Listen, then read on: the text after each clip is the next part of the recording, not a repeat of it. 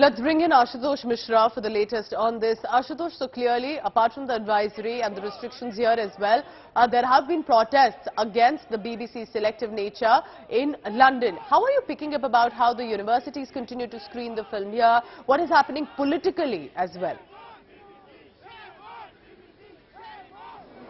Well, Pooja, I've given to understand it totally seems to be a battle between pro-government lobby and the anti-government lobby. Clearly, one side, it suits the narrative for the anti-government lobby, where they're screening all its issues in different states, universities, and not just in India. Even the SFI, they're even screening this in Australia, London, and several other countries. And subsequently, because there is, of course, the government may have worried, and that's exactly why this screening was banned. And since the government, the BJP calls it anti-India narrative. Similarly, you see the pro-government supporters are totally calling out against the BJP, calling it a propaganda against India, propaganda against the government, and that's exactly you see such kind of a huge protest in London and several other parts. In fact, even in Gujarat there were protests at the BBC offices headquarters. So clearly, what it seems to be that this is not going to stop here. This will continue for another few weeks.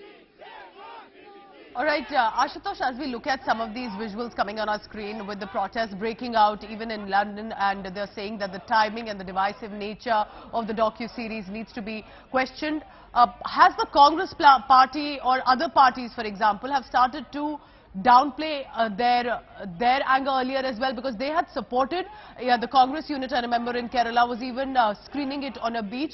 While the university screened it, have the parties started to not play into it after what also Anil Antony had said? Any details on that?